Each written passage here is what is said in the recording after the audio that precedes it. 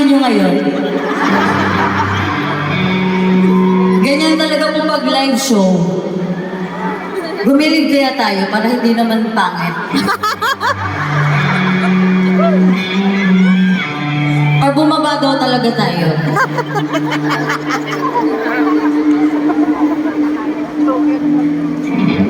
Pwede bang dito na lang para makita pa din nila?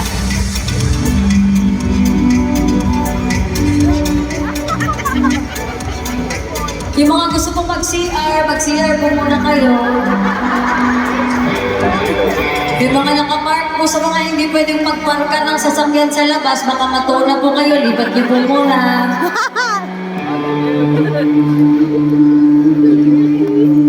Ito na po, ginugunting na po. Saglit na lang po talaga ito.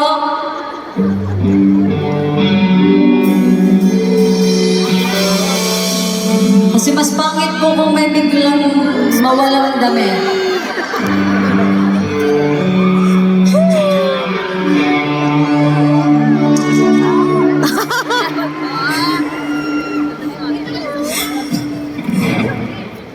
Hindi kinaya ng damit ko, nag-let go na siya.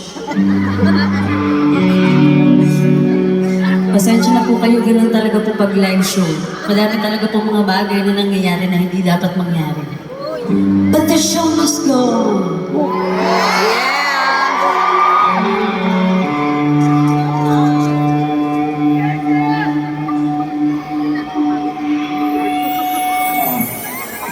Mamaya po sa set ni TJ, mananakit po siya.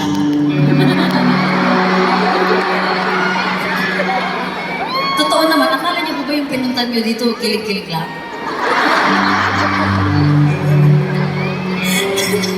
Pero kung si TJ mananakit siya mamaya dahil sa mga kanta niya, okay lang po bang manakit din ako? Yes! Para pantay. Pero kung may sasakit lang po sa atin na yun, okay bang sakit lang muna sa tuhod? Woo! Dahil tatayo muna tayo, okay lang ba? Guys, pinaghirapan yung makakuha kayo ng ticket ngayong gabi, so you guys deserve to enjoy this night. Dahil kung saan yung pinakamalakas yung boses,